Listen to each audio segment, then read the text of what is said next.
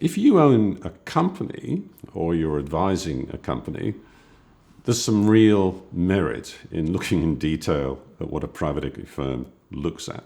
Can you answer these questions in the green or in the orange or in the red? Now, let me tell you, if there's too many of them in the red, you don't want to go anywhere near a potential investor.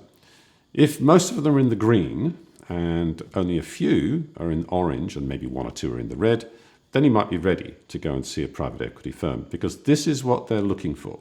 Almost every private equity firm will have a version of this kind of evaluation framework done by the deal team internally.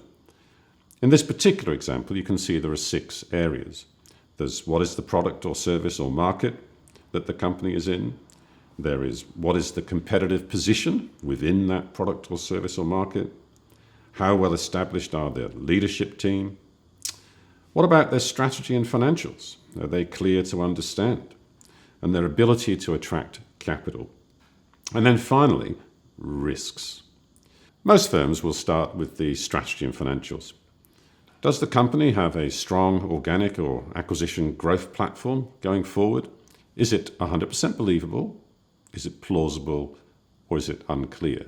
If the full financial forecast and projections for the next 3 to 5 years show really good and believable sales or net revenue, a really solid gross margin, which I can believe, a profit and loss, which is plausible, a cash flow balance, which is plausible or even in the green, and a balance sheet, which is in the green. And if the business is capable of handling moderate debt levels, then you'd look at that and you'd go, wow, they're all pretty good. If, on the other hand, the sales and net revenue projection for the next 3 years is in the red, that's a big red flag. You don't want to find companies that are in that position.